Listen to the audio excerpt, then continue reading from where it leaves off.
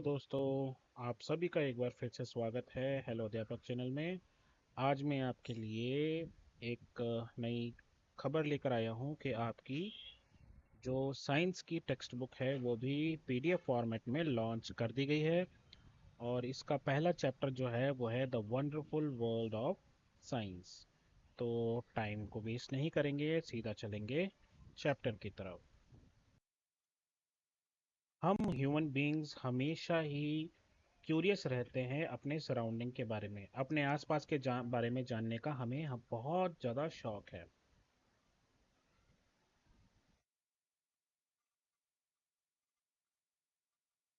हम बचपन से ही अपने आसपास की चीज़ों को देखने लग जाते हैं और उनके बारे में सवाल सवाल पूछने लग जाते हैं।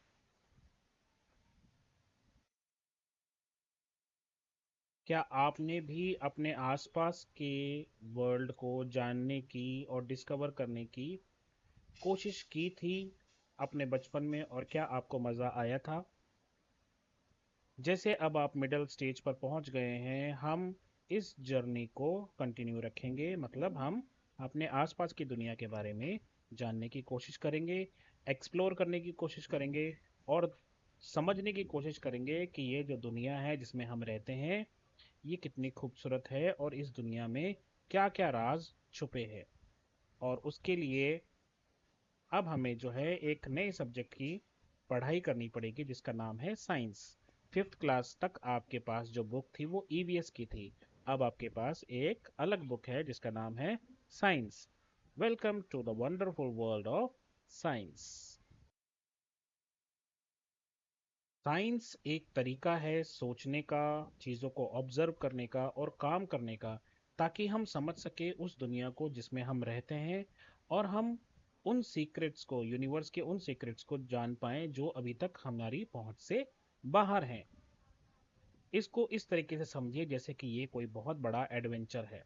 हम सवाल पूछते हैं, अपनी दुनिया, अपने आसपास के बारे में जानने की कोशिश करते हैं, और ये जानने की कोशिश करते हैं कि चीज़ें कैसे काम करती हैं। इस चीज़ के लिए सबसे इम्पोर्टेंट क्वेश्चन जो आपको पता होना चाहिए, इस चीज़ के लिए सबसे इम्पोर्टेंट चीज़ जो है वो है क्यूरियोसिटी। क्यूरियोसिटी क्या होती है? जब हम किसी चीज़ के बारे में जानना चाहते हैं, उस चीज़ को कहा जाता है क्यूरियोसिटी। और यहीं से आपकी बुक का टाइटल भी मिलता जुलता है, इसी से मिलता जुलता है। अगर आप देखें टाइटल क्या है, the wonderful world of science. चाहे आप स्टडी करो छोटे से छोटे मिट्टी के कण की, ग्रेन की, या बहुत बड़े पहाड़ की, घास की एक पत्ती की, या पूरे फॉरेस्ट की, हमेशा से there is always something new. हमेशा से कुछ नया, कुछ एक्साइटिंग मिलेगा आपको डिस्कवर करने के लिए। क्या आपने कभी रात को स्काई को देखा है और सोचा है कि ये स्टार्स जो हैं कैसे शाइन करते हैं? या कभी आपने फ्लावर को खिलते हुए देखा हो और सोचा हो कि इनको कैसे पता होता है कि कब खिलना है? ये तो बस कुछ एग्जाम्पल्स हैं उन सभी मिस्ट्रीज में से जो साइंस आपको हेल्प करता है कि जिनके बारे में आप पता कर सको। The most wonderful thing about science is that it is everywhere. ये हर कहीं है। From the depth of ocean, समुद्र की गहराइयों से बाहर जितना भी स्पेस है वहां तक, क्या पका रहे हैं किचन में वहां से लेके और खेलने तक, प्ले ग्राउंड में खेलने तक।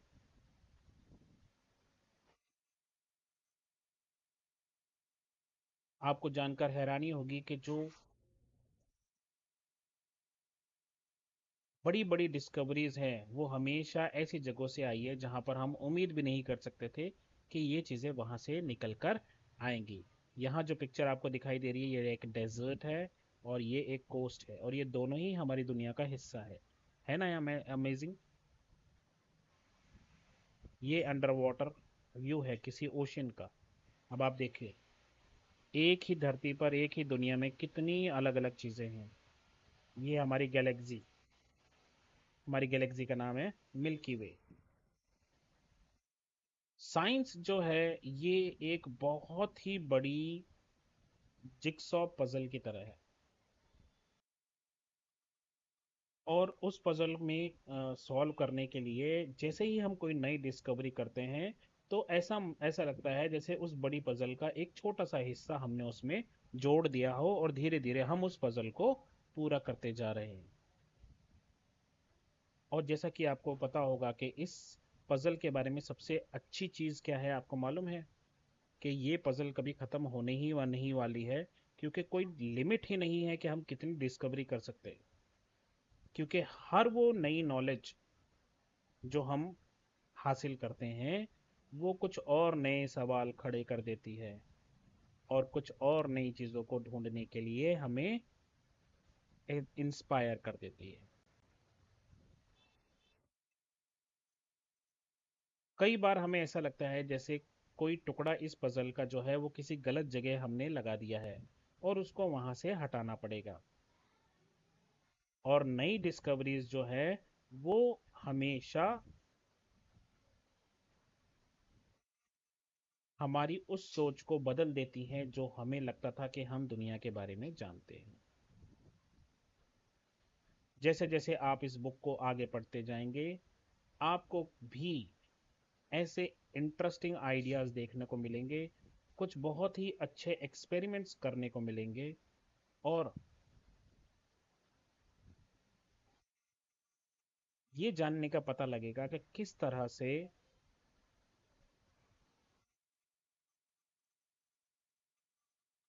वो सब चीज़ें हमारी डेली लाइफ का एक हिस्सा है। And guess what happens when we discover more and more. क्या होगा अगर हम बहुत ज़्यादा डिस्कवरी करते जाएंगे, चीज़ों के बारे में जानते जाएंगे? हमें ये रियलाइज़ होगा कि ये सब चीज़ें आपस में एक दूसरे से जुड़ी हुई हैं। इसमें हम शुरुआत करेंगे सबसे पहले अपने खुद के प्लेनेट अर्थ के बारे में जानकर। ये शायद इकलौता प्लेनेट है ऐसा जहाँ पर हमें लगता है कि लाइफ है, क्योंकि इसके पास एक ऐसा इन्वायरमेंट है जो लाइफ को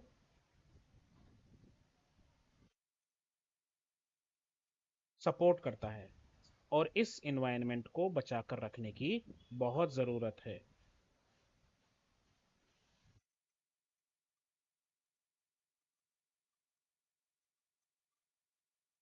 इस धरती पर एक बहुत ही अमेजिंग वैरायटी है लाइफ की, प्लांट्स और एनिमल्स, जिन्होंने किसी तरीके से अपने आप को बचा कर रखा, और अलग अलग रीजन्स में इस प्लेनेट के अपने आप को जिंदा रख पाए।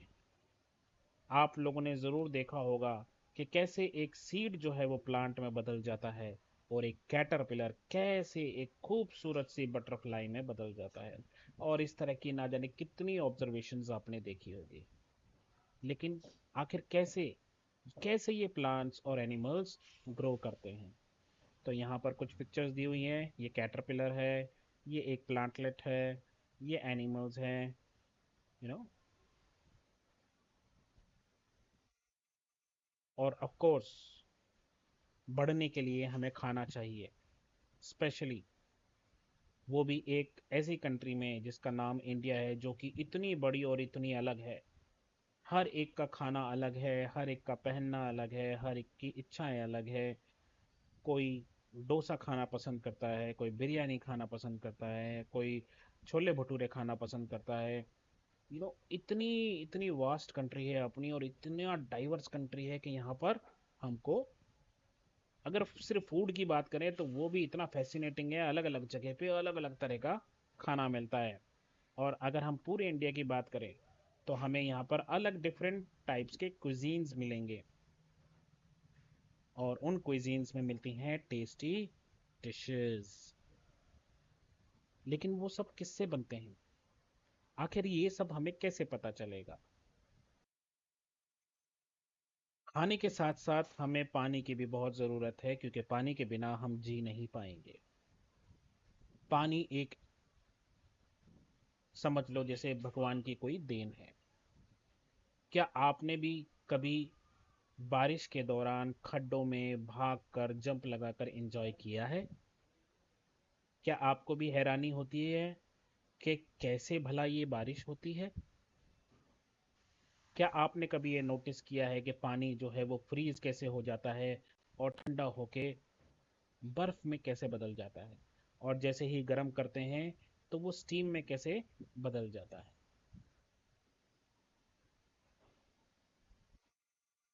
क्या आपको भी गर्मियों में ठंडा ठंडा पानी पीने में मज़ा आता है, या बिल्कुल ठंडी सर्दियों में गरम गरम पानी से नहाने का मज़ा आता है?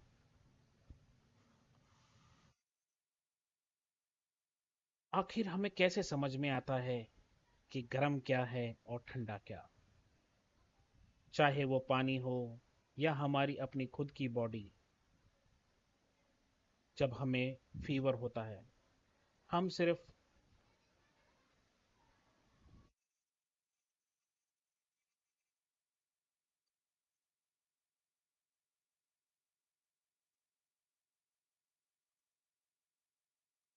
ये जान लेने से कि कितना गर्म है, बहुत सारी इन्फॉर्मेशन हमें मिल जाती है। अगर कोई गर्म हो रहा है तो हो सकता है उसको बुखार है। पानी में हाथ डालो, अगर पानी ठंडा है तो हमें कोई और फीलिंग होती है। सर्दियों में गर्म पानी में हाथ डालने पर कुछ और फीलिंग होती है। तो यहाँ पर अभी आप जैसे देखोगे, ये आपको जो दिखाई दे रहा है ये एक, it is like what clouds are there and rain is pouring। तो ये कुछ कुछ वाटर साइकिल जैसा है, जहाँ पर पानी है आपका, सन की जो है रेज इस पे पड़ेंगी, यहाँ से इवेपोरेशन होगा, फिर ऊपर जाके ठंडे होंगे, कंडेंसेशन होगा, प्रेसिपिटेशन होगा। ये सब आप ऑलरेडी फिफ्थ क्लास में पढ़ चुके हो। चलिए बढ़ते हैं वापस से अपने चैप्टर की तरफ। और अगर उन बातों को छोड़कर हम दूसरी चीज़ें देखें तो भी हम देखेंगे कि कितनी अजीब और अलग अलग चीज़ें हमारे पास मौजूद है हमारे चारों तरफ। वो पेपर जिस पर हम लिखते हैं, वो चाबी जो मेटल की बनी है, वो प्लास्टिक का रूलर जिससे हम कभी खेलते हैं कभी लाइनें बनाते हैं, रबर इरेजर हमारे बॉक्स के अंदर, वो मैग्नेट जो हमारे बॉक्स को क्लोज रखता है, वो कपड़े जो हम पहनते हैं, वो दूध जो हम पीते हैं, और कितनी सारी चीजें। आखिर ये सब किससे बना है? क्या ये अलग अलग चीजों से बना है? और हम कैसे इनको, एक चीज को दूसरी चीज से अलग कर सकते हैं?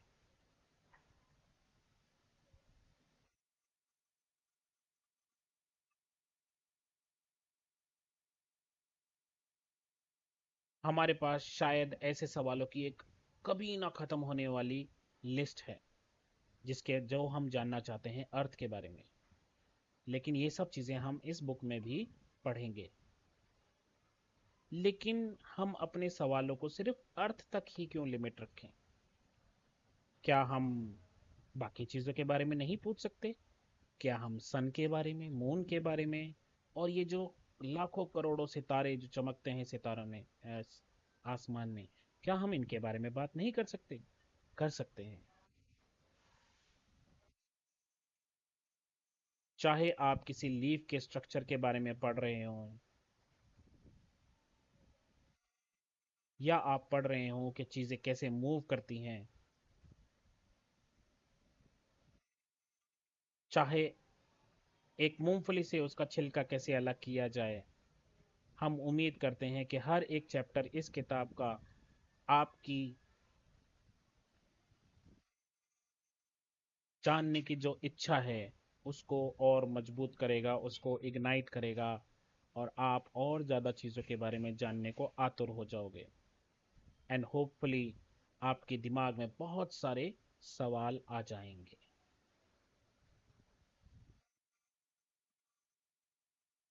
शायद आपको अंदाज़ा भी नहीं होगा कि अब तक आप बहुत सारी चीज़ों के सवाल जान चुके हो। सपोज करो आपका पेन जो है वो लिखना बंद कर दे, तो आप क्या करोगे? शायद आप ये सवाल पूछ सकते हो, अरे मेरा पेन चलना क्यों बंद हो गया? शायद आप गैस कर लो कि इंक खत्म हो गई है। तब शायद आप टेस्ट करो और उस पेन को खोलने के बाद उसमें इंक रिफिल करो। अगर वो खाली है तो आपको पता लग जाएगा कि जो आपने अंदाज़ा लगाया था वो सही था। लेकिन अगर आपको ये पता लगता है कि नहीं, इंक खत्म नहीं हुई है, तो फिर आप क्या करोगे? तब आप एक और गैस लगाओगे, शायद इंक सूख गई है। इस गैस को चेक करने के लिए कि ये सही है या नहीं, आप कुछ और करोगे। यही सही तरीका है साइंस कैसे काम करता है, क्योंकि तब आप तरीके ढूंढते हो कि आखिर आपके पेन ने काम करना क्यों बंद कर दिया। इसी को कहा जाता है साइंटिफिक मेथड।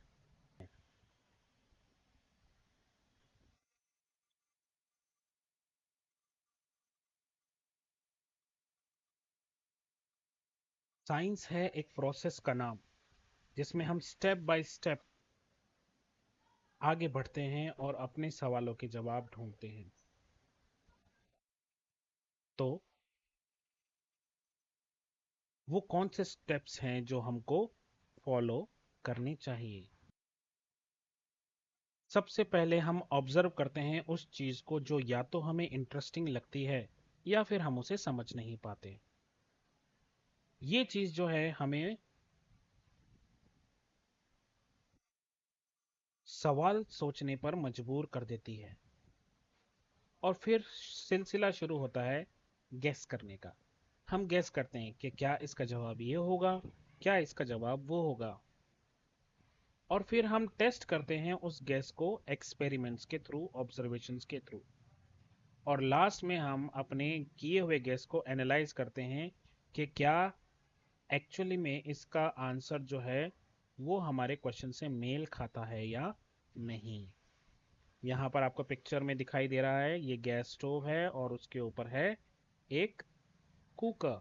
और इस कुकर में से खाना जो है वो स्पिल हो रहा है, बाहर निकल रहा है। और नीचे की जो पिक्चर है, यहाँ पर एक साइकिल में पंक्चर निकला हुआ है। तो ये जो अंकल है ये ढूंढने की कोशिश कर रहे हैं कि वो कौन सी जगह है जहाँ पर होल हो चुका है। अच्छा, ऐसा कैसे होगा? हमें पता है कि ये जो ट्यूब है इसके अंदर एयर है, और अगर एयर को हम पानी के अंदर डाल देते हैं तो वहां पर बबल्स निकलते हैं। तो ये अंकल इस पूरे टायर को घुमाते हैं, थोड़ा थोड़ा हिस्सा करके पानी के अंदर डुबोते हैं, और जहां पर भी एयर निकल रही होती है वहां से बबल्स निकलना स्टार्ट हो जाते हैं पानी में, बुड़ बुड़ बुड़ बुड़ बुड़। तो उससे क्या होता है, उससे अंकल को पता लग जाता है कि यहाँ पर वो जगह है जहां से होल्स हो रखे हैं छोटे छोटे हमारे ट्यूब में। और फिर वो उस जगह को साफ करके थोड़ा सा रगड़ के और फिर वहां पर पेस्ट कर देते हैं और चिपका देते हैं एक स्पेशल टैग, जिससे हवा बाहर नहीं निकलती है।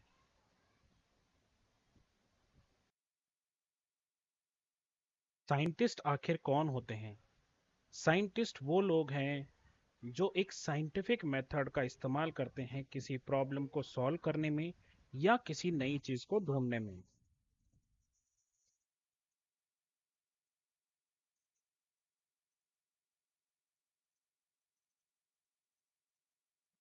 लेकिन कोई भी ऐसा इंसान जो साइंटिफिक तरीके के साथ काम करता हो, वो भी साइंटिस्ट की तरह ही काम कर रहा है। जैसा कि मैंने अभी आपको एक एग्जाम्पल दिया, यहाँ पर दाल जो है बाहर निकल रही है। तो हो सकता है कुछ लोगों के मन में सवाल आए कि क्या हमने पानी ज़्यादा डाल दिया इसमें। और यहाँ पर मैंने आपको ये जो एग्जाम्पल दी, ये यहाँ पर इसी की बात कर रहा है। क्या अब आपको ये रियलाइज़ हुआ कि दिन भर में ऐसे कई सारी सिचुएशंस आती हैं जहाँ पर आप जाने अनजाने साइंटिफिक मेथड अप्लाई कर देते हो? हालांकि हम सभी साइंटिफिक मेथड अप्लाई करते हैं कुछ हद तक, लेकिन अगर हम साइंस को पढ़ते हैं तो इससे हमारी कैपेबिलिटीज बढ़ती है सॉल्यूशन ढूंढने में बड़ी प्रॉब्लम्स की, और हम ज़्यादा बड़ी मिस्ट्रीज को सॉल्व कर सकते हैं यूनिवर्स की।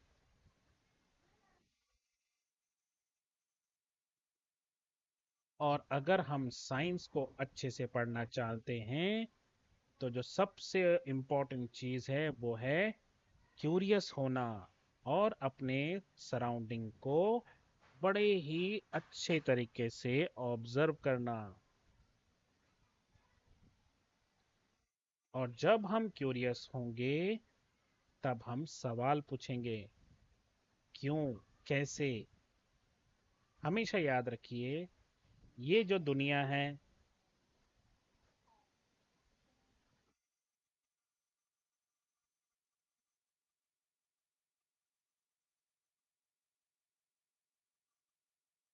वो उन चीज़ों से भरी पड़ी है जिनको हम नहीं जानते, वो चीज़ें जिनको अब तक हमने एक्सप्लोर नहीं किया है, और हम उनको एक्सप्लोर करेंगे।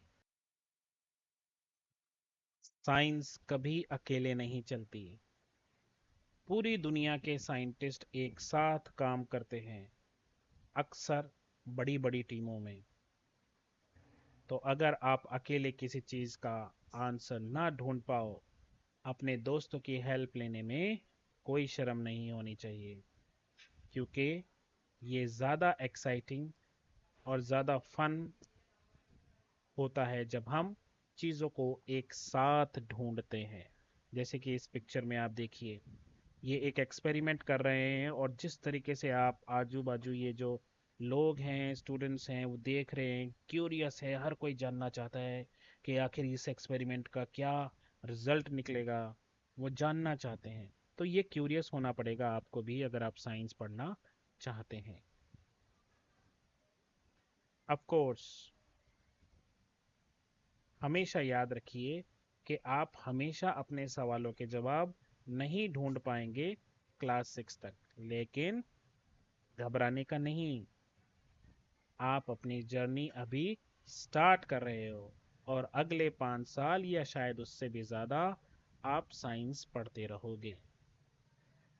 ये पिक्चर देखिए, ये कुछ बच्चे हैं जो बारिश में भाग रहे हैं, दौड़ रहे हैं, खेल रहे हैं, एंजॉय कर रहे हैं, और नेचर को महसूस कर रहे हैं।